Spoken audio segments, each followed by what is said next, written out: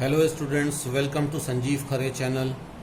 Students, आज हम class 10th maths NCERT book का ट्रिग्नोमेट्री टॉपिक के बारे में डिस्कस करने जा रहे हैं। स्टूडेंट्स, ट्रिग्नोमेट्री दो शब्दों से मिलके बना है। Means trigonon means triangle and metron means measures, और इन दोनों को मिलकर के ट्रिग्नोमेट्री कहते हैं। ये बेसिकली ग्रीक वर्ड्स हैं, वहाँ से जो है ये ट्रिग्नोमेट्री शब्द निकल करके बना है। So what is trigonometry? So trigonometry is a branch of mathematics which deals with the measurement of sides and angles of a triangle. तो ट्रिग्नोमेट्री मैथमेटिक्स की एक ऐसी ब्रांच है जो साइड्स और एंगल्स के बीच में मेजरमेंट के साइड्स और एंगल के मेजरमेंट के रिलेशन को बताती है। Now coming on to the trigonometric ratios, हम शुरू करते हैं। ट्रिग्नोमेट्रिक रेशोज क्या होते हैं? तो यहाँ पर आप देख रहे हैं मैंने एक राइट एंगल ट्रायंगल ड्रॉ किया हुआ है, और इस राइट एंगल ट्रायंगल में यहाँ पर लिखा हुआ है बेस ए बी, यहाँ पे लिखा हुआ है परपेंडिकुलर ए सी, और यहाँ पे लिखा हुआ है B C is the hypotenuse.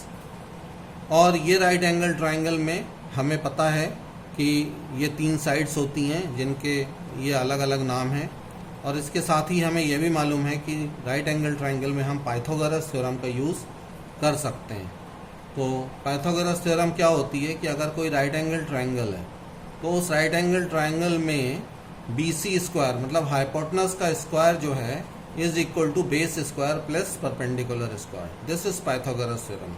इसके बारे में आप लोग पहले सब पढ़ चुके हैं स्टूडेंट्स, लेकिन सिंस ये ट्रिग्नोमेट्रिक रेशियोज से रिलेटेड है इसलिए यहाँ पर मैं इसको बेसिक्स में इंक्लूड मैंने किया है और आपको समझाने के लिए ये सब बनाया है। तो अगर हम इसको साइड्स के फॉर्म में लिखेंगे तो हम इसको लिख सकते हैं B C square is equal to A B square plus A C square. तो ये कहलाती है पाइथागोरस थ्योरम। अब आगे हम बढ़ते हैं स्टूडेंट्स। यहाँ पर देखिए दो ट्रायंगल्स मैंने बनाए हुए हैं, राइट एंगल ट्रायंगल्स मैंने बनाए हुए हैं। एक लेफ्ट हैंड साइड में है और एक राइट हैंड साइड में है। तो लेफ्ट हैंड साइड में जो राइट एंगल ट्रायंगल दिख रहा है इसमें देखिए जो एंगल बी है उसको हमने कोई एक्यूट एंगल माना है, मतलब this is acute angle theta. और जो दूसरा फिगर दिखाई पड़ रहा है उसमें हमने एंगल सी को एक एक्यूट एंगल माना है जिसको हमने नाम दिया है theta. So in first case angle B is theta, in second case angle C is theta. अब इन दोनों में अंतर क्या है ये मैंने क्यों बनाया हुआ है? अब आप यहाँ इस ट्रायंगल को देख सकते हैं। यहाँ पे ऑब्जर्व करने वाली और बताने वाली बात यह है कि यहाँ पर हमने इसको परपेंडिकुलर यहाँ पर मेंशन किया हुआ है, इसको बेस मेंशन किया हुआ है और इसको हाइपोटेनस मेंशन किया हुआ है। आपको ध्यान में ये रखना है, जब भी क्वेश्चन आप करेंगे तो आपको ये ध्यान में रखना है कि एंगल कौन सा दिया हुआ है, कहाँ पर दिया हुआ है। जैसे यहाँ पर ये एंगल बी को इन्होंने कोई एक्यूट एंगल बोला गया है जिसका नाम है थीटा। तो हमें ये ध्यान रखना है कि जो एंगल होता है उसके जो सामने वाली साइड होती है, जो उसके ऑपोजिट साइड होती है, उसको हम परपेंडिकुलर माना करते हैं। जैसे यहाँ पर एंगल बी है ये, तो इसके सामने वाली साइड क्या है? ए सी है, तो ए सी को हम परपेंडिकुलर मानेंगे। तो ए सी हमारा परपेंडिकुलर हो गया, और उसके जो एडजेसेंट साइड होती है वो बेस होता है। तो यहाँ पर ए बी जो है ये बेस हो गया, और ऑफ कोर्स बी सी हमारा हाइपोटेनस हो गया। सो अगर यहाँ पर ये वाला एंगल थीटा है तो इसके सामने वाला ऑपोजिट जो साइड है वो परपेंडिकुलर हो गई, एडजेसेंट साइड जो है वो बेस हो गई, और बी सी जो है हमारा हाइपोटेनस हो गया। जबकि इस ट्रायंगल में अब आप देखिए यहाँ पर ये वाला एंगल थीटा, एंगल सी को हमने थीटा माना है। तो अभी हमने कहा कि जो थीटा होता है, जो एंगल होता है, उसके सामने वाली साइड को हम परपेंडिकुलर मानते हैं। तो यहाँ देखिए ये थीटा है, ये एंगल सी एक्यूट एंगल है, तो इसके सामने वाली अपोजिट साइड कौन सी है? ये है, ए बी है। तो यहाँ पर ये ए बी हमारा परपेंडिकुलर हो जाएगा, और एडजेसेंट साइड जो है वो बेस हो जाएगा। तो एडजेसेंट साइड कौन सी है? ये देखिए ए सी है, तो ये हमारा बेस हो जाएगा। इसलिए देखिए यहाँ पर मैंने इसको परपेंडिकुलर मेंशन किया हुआ है, यहाँ पर बेस मेंशन किया हुआ है, और यहाँ पर इस लाइन को हाइपोटेनस मेंशन किया हुआ है। तो स्टूडेंट्स ये चीज़ बहुत केयरफुली ध्यान रखने की है कि जो भी हमें क्वेश्चन करना रहेगा उसमें हम सबसे पहले ये देखें कि एक्यूट एंगल हमको कौन सा दिया गया है, उसके बेसिस पर हम ये डिसाइड करेंगे कि परपेंडिकुलर कौन सा होगा और बेस कौन सा होगा, फिर हम प्रॉब्लम को सॉल्व करेंगे। Now coming on to the trigonometric ratios. अब यहाँ पर मैंने आपको हाइपोटेनस, बेस, परपेंडिकुलर पूरा लिखा हुआ है, लेकिन it is not possible for us कि हम बार बार पूरा लिखें, तो हम परपेंडिकुलर को P से रिप्रेजेंट करेंगे, बेस को B से रिप्रेजेंट करेंगे और हाइपोटेनस को H से रिप्रेजेंट करेंगे। अब जो ट्रिग्नोमेट्रिक रेशियोज होते हैं बेसिकली स्टूडेंट्स, वो कोई भी दो साइड का रेशो होते हैं। जैसे किसी भी ट्राइंगल के 3 साइड हैं, तो एक बार में हम 2 रेशो लेते हैं और उनको हम कुछ नाम देते हैं। कौन कौन से नाम देते हैं वो हम देखते हैं यहाँ पर। जैसे यहाँ पर मैंने फर्स्ट लिखा हुआ है साइन थीटा। ये रेशो होता है परपेंडिकुलर अपॉन हाइपोटेनस का। It is a ratio of perpendicular upon hypotenuse. Perpendicular मतलब जैसे ये पहला फिगर देखिए, it is the ratio of AC upon hypotenuse. Hypotenuse is BC, so it is a ratio of AC upon BC, और इसको हम short में लिखते हैं साइन थीटा, और इसको कहते हैं साइन थीटा। तो साइन थीटा, जब भी आपसे कोई पूछे व्हाट इज साइन थीटा, तो आप कहेंगे the ratio of perpendicular upon hypotenuse is called as the sine theta. इसी प्रकार से जो दूसरा रेशो है, देखिए यहाँ पे मैंने लिखा हुआ है कोसाइन थीटा। कोसाइन थीटा जो है बेस अपॉन हाइपोटेनस का रेशो होता है, और इसको हम कॉस थीटा बोलते हैं। ये जरूर यहाँ पर कोसाइन थीटा है, लेकिन हम उसको जब स्पेल करते हैं तो इसको हम कॉस थीटा बोलते हैं। तो साइन थीटा को सिंपली साइन थीटा कहते हैं, कोसाइन थीटा को हम कॉस थीटा करते हैं।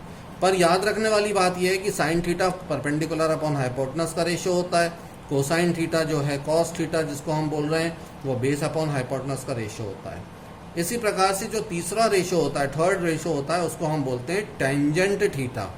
टेंजेंट थीटा ये परपेंडिकुलर अपॉन बेस का रेशो होता है। It is the ratio of perpendicular upon base, जिसको कि हम साइड्स के टर्म्स में अगर रिप्रेजेंट करें तो इसको हम बोलेंगे AC अपॉन AB। आप फिगर देखिए, AC अपॉन AB से हम इसको रिप्रेजेंट करेंगे। इसको हम बोलते हैं शॉर्ट में टैन थीटा। तो sign theta is sine theta, cosine theta is cos theta, tangent theta is tan theta. ये रेशोज ध्यान रखना आपको बहुत ज़रूरी है स्टूडेंट्स, ये आपको याद करने पड़ेंगे। तो ये 3 रेशोज हो गए, sine theta, cos theta and tan theta. चलिए आगे बढ़ते हैं स्टूडेंट्स। अब चलिए, अब यहाँ पर देखिए चौथा रेशो मैंने लिखा हुआ है कोसेकेंट थीटा। कोसेकेंट थीटा ये जो है हाइपोटेनस अपॉन परपेंडिकुलर का रेशो होता है। It is a ratio of hypotenuse upon perpendicular, और इसको शॉर्ट में हम बोलते हैं कोसेक थीटा। कोसेक थीटा, ठीक है स्टूडेंट्स। तो ये रेशो जो होता है वो हाइपोटेनस अपॉन परपेंडिकुलर का होता है। जो 5वां रेशो होता है, जो 5th रेशो होता है, उसको बोलते हैं secant theta. Secant theta it is a ratio of hypotenuse upon base. It is a ratio of hypotenuse upon base and it is called as sec theta. इसको हम सेक थीटा बोलते हैं। और फाइनली जो हमारा 6th रेशो है उसको बोलते हैं कोटेंजेंट थीटा। कोटेंजेंट थीटा, और ये रेशो होता है बेस अपॉन परपेंडिकुलर का। It is the ratio of base upon perpendicular, और इसको शॉर्ट में हम बोलते हैं कॉट थीटा। तो इस प्रकार से ये जो 6 रेशोज है, 6 रेशोज हैं, ये साइड्स के रेशोज हैं, और इनको हमको याद करना पड़ेगा स्टूडेंट्स, और याद करने के बाद ही हम इस प्रॉब्लम्स को सॉल्व कर पाएंगे। तो 6 ratio you have to learn all these ratios. अब थोड़ा और आगे बढ़ते हैं, यहाँ पर हम रिवर्स फॉर्मूला देखते हैं। देखिए रिवर्स रेशोज कौन कौन से होते हैं ये हम देखते हैं। देखिए यहाँ पे पहला रिवर्स रेशियो मैंने लिखा हुआ है cosec theta is equal to 1 upon sine theta, और sine theta is equal to 1 upon cosec theta. इसका क्या मतलब है? इसका मतलब ये है कि जो कोसेक थीटा होता है वो साइन थीटा का उल्टा होता है, और sine theta obviously cosec theta का उल्टा होता है। आप इस चीज़ को वेरीफाई भी कर सकते हैं। देखिए ऊपर देखिए यहाँ पर कोसेक थीटा लिखा हुआ है हाइपोटेनस अपॉन परपेंडिकुलर। यहाँ पे कोसेक थीटा है हाइपोटेनस अपॉन परपेंडिकुलर, जबकि साइन थीटा क्या है? इधर देखिए साइन थीटा क्या था, ये देखिए साइन थीटा था परपेंडिकुलर हाइपोटेनस। तो साइन थीटा और कोसेक थीटा एक दूसरे के उल्टे हैं, इसलिए यहाँ पर हमने इसको लिखा हुआ है, यहाँ पर हमने इसको देखिए लिखा हुआ है cosec theta is equal to 1 upon sine theta, और sine theta is equal to 1 upon cosec theta. Second जो रिवर्स फॉर्मूला है स्टूडेंट्स वो है sec theta is equal to 1 upon cos theta, यानी कि सेक थीटा का उल्टा होता है 1 अपॉन कॉस थीटा और कॉस थीटा का ऑब्वियसली उल्टा होता है 1 upon sec theta. Similarly third ratio अब आप देखिए कॉट थीटा। कॉट थीटा जो है टेन थीटा का उल्टा होता है, रिवर्स होता है, तो हमने यहाँ पे लिख दिया cot theta is equal to 1 upon tan theta और tan theta is equal to 1 upon cot theta. तो ये रेशियोज भी आपको ध्यान रखने पड़ेंगे, याद करने पड़ेंगे। चौथा रेशो देखिए क्या होता है, cot theta is equal to cos theta upon sine theta. Cot theta की जगह हम कॉस थीटा और साइन थीटा को लिख सकते हैं। It is a ratio of cos theta upon sine theta. Similarly tan theta is equal to sine theta upon cos theta. देखिए cot theta और टेन थीटा एक दूसरे के रिवर्स होते हैं। यहाँ देखिए कॉट थीटा और टेन थीटा एक दूसरे के रिवर्स होते हैं, तो यहाँ पर cot theta is equal to cos theta upon sine theta हो गया, तो टेन थीटा कॉट थीटा का रिवर्स हो गया। तो देखिए यहाँ tan theta is equal to sine theta upon cos theta लिखा हुआ है ना। तो यहाँ पर इस तरह से आपको याद रखना है। और फाइनली जो एक और फॉर्मूला आपको याद रखना है वो है tan theta into cot theta is equal to 1। Tan theta into cot theta is equal to 1। इस फॉर्मूले को भी हम वेरीफाई कर सकते हैं। देखिए टेन थीटा और कॉट थीटा एक दूसरे के उल्टे हैं, इसका मतलब कॉट थीटा की जगह हम यहाँ पर 1 अपॉन टेन थीटा रख सकते हैं। तो चलिए ठीक है, हमने यहाँ पर 1 अपॉन टेन थीटा रख दिया, तो टेन थीटा न्यूमरेटर डिनोमिनेटर से कैंसिल हो जाएगा और वो इज इक्वल टू 1 बन जाएगा। तो इस प्रकार से स्टूडेंट्स ये कहलाते हैं ट्रिग्नोमेट्रिक रेशोज, और इन रेशोज को आपको याद करना पड़ेगा और इनके बेसिस पर ही हम क्वेश्चंस को सॉल्व कर पाएंगे। अगर आपको ये प्रॉब्लम्स, अगर आपको ये क्वेश्चन रेशोज याद नहीं होंगे तो आपको प्रॉब्लम करने में दिक्कत होगी। तो चलिए हम एक प्रॉब्लम लेते हैं और बहुत सिंपल सा प्रॉब्लम लेते हैं और समझते हैं कि किस तरह से इसका यूज़ किया जाता है। So I have taken a problem in a right angle triangle at right angled at B, if AB is equal to 4 and BC is equal to 3, find all trigonometric ratios। ये आपको question दिया हुआ है। तो सबसे पहला step ये है स्टूडेंट्स कि आप पहले राइट एंगल ट्राइंगल ड्रॉ करें। अब देखिए इसमें दिया हुआ है राइट एंगल एट B, इसका मतलब जो ट्राइंगल होगा उसमें एंगल B जो है वो 90 डिग्री का होगा। तो देखिए यहाँ पर मैंने ये ट्राइंगल बनाया हुआ है। अब इसमें देखिए ये एंगल जो है, ये वाला एंगल B 90 डिग्री है और इसमें यही दिया हुआ है राइट एंगल एट B। तो ये हो गया हमारा, ये हमारा परपेंडिकुलर हो गया और ये हमारा बेस हो गया। तो इस ABC ट्राइंगल में हमने ये डिसाइड कर लिया कि बेस कौन सा है, परपेंडिकुलर कौन सा है। ये हाइपोटेनस की वैल्यू अभी हमें मालूम नहीं है। तो जब ऐसी कंडीशन होती है तो हम यहाँ पर पाइथागोरस थ्योरम का यूज़ करते हैं। अब पाइथागोरस थ्योरम का यूज़ अगर हम करेंगे तो हमें पता है पाइथागोरस थ्योरम क्या होती है, पर hypotenuse square is equal to base square plus perpendicular square. तो हम पाइथागोरस थ्योरम का यूज़ करके साइड AC निकाल लेंगे। देखिए यहाँ पर मैंने सॉल्व किया हुआ है, AC square is equal to AB square plus BC square. आप ऊपर से देख सकते हैं AC square is equal to AB square plus BC square. तो AC की वैल्यू क्या हो जाएगी, square root of AB square plus BC square. अब देखिए हमें क्वेश्चन में AB की वैल्यू दी हुई है और BC की भी वैल्यू दी हुई है, तो हम यहाँ पर पुट कर देंगे। यहाँ पर हमने वैल्यू को पुट कर दिया है स्टूडेंट्स। तो ये बन गया AC is equal to square root of 4 square plus 3 square, और फर्दर सॉल्व किया तो ये बन गया स्क्वायर रूट ऑफ 25, और इसको सॉल्व किया तो ये बन गया 5। इसका मतलब BC की क्या वैल्यू आ गई, BC की वैल्यू आ गई आपकी 5। तो अब हमें BC की वैल्यू यहाँ पर कितनी आ गई, AC की वैल्यू कितनी आ गई स्टूडेंट्स, ये AC यहाँ पर AC आएगा, तो AC की वैल्यू आ गई आपकी 5। अब देखिए हमने तीनों साइड यहाँ पर पता कर लिए, जो तीसरा साइड हमको नहीं पता था उसको हमने पाइथागोरस थ्योरम का यूज़ करके निकाल लिया। अब हमें तीनों साइड पता है।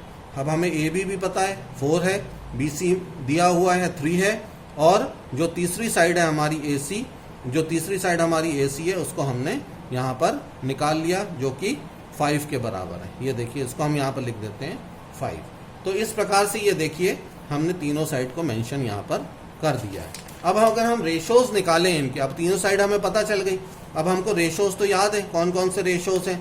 तो सबसे पहले देखिए साइन थीटा। अब देखिए साइन थीटा क्या होता है, it is the ratio of perpendicular upon hypotenuse, मतलब साइड BC अपॉन AC। तो देखिए यहाँ मैंने लिखा हुआ है साइड BC अपॉन AC। अब सिंपली हमें क्या करना है, वैल्यूज रख देना है। तो यहाँ पर हमने 3 दिया हुआ है, यहाँ पे 5 दिया हुआ है, तो ये 3/5 रख दिया। तो साइन ऑफ A वैल्यू कितनी हो गई, 3/5 हो गई। इसी प्रकार से कॉज A निकालना है हमें, तो हमें कॉज A की वैल्यू पता है क्या होती है, cos A is AB upon AC, मतलब बेस अपॉन हाइपोटेनस। तो यहाँ पर देखिए cos A is equal to AB upon AC, तो यहाँ पर हमने वैल्यू जो है 4/5 रख दी। इस प्रकार से हम tan A की वैल्यू भी निकाल सकते हैं, it is BC upon AB, तो यहाँ पर हमने लिख दिया इसको 3/4। Cosec AC upon BC is equal to 5/3। इसी प्रकार से हम सेक A की वैल्यू लिख सकते हैं 5/4, कॉट A की वैल्यू लिख सकते हैं 4/5।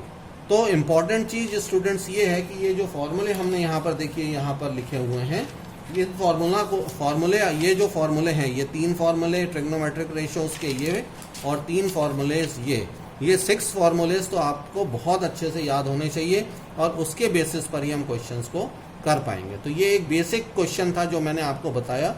नेक्स्ट वीडियो में आपको और भी क्वेश्चंस लेकर के, इससे डिफ़िकल्ट क्वेश्चंस कैसे आते हैं उनको सॉल्व करके बताऊंगा। आई होप आपको ये वीडियो अच्छा लगा होगा, आपको ट्रिग्नोमेट्रिक रेशियोज का कॉन्सेप्ट समझ में आया होगा स्टूडेंट्स। और अगर आपको अच्छा लगा है तो प्लीज़ इसको लाइक करें, शेयर करें और सब्सक्राइब करें मेरे चैनल को। Thank you.